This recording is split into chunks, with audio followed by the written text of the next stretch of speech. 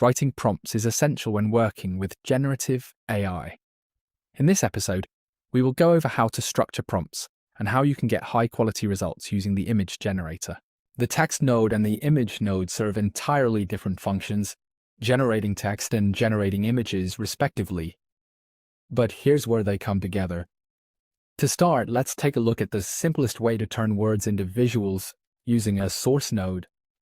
This is perfect when your text description is static, meaning you already know exactly what you want to write and don't need an AI to brainstorm it for you. Remember that sleek luxury car description we worked on earlier?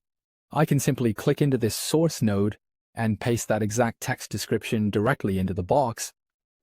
Now, to feed this information to our image generator, we just drag a connection from the source node's output handle over to the image node's input handle. This passes all that rich context over instantly.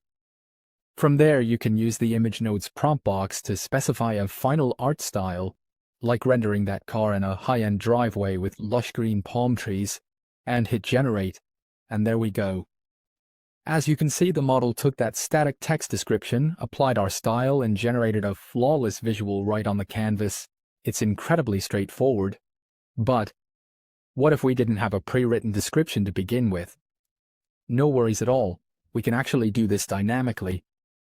Let's first disconnect our source node and swap it out for a text generator node instead to brainstorm a description on the go.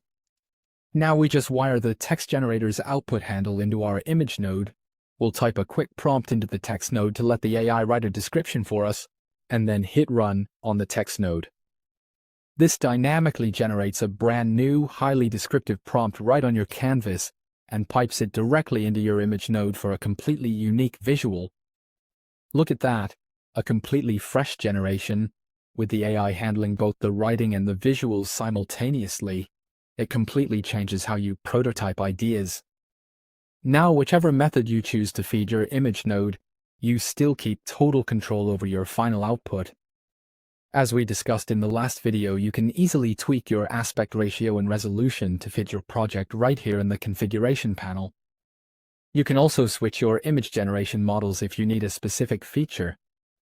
For example, the GPT Image 2 model performs incredibly well with text-heavy prompts, so it would be a perfect fit for a highly detailed car description.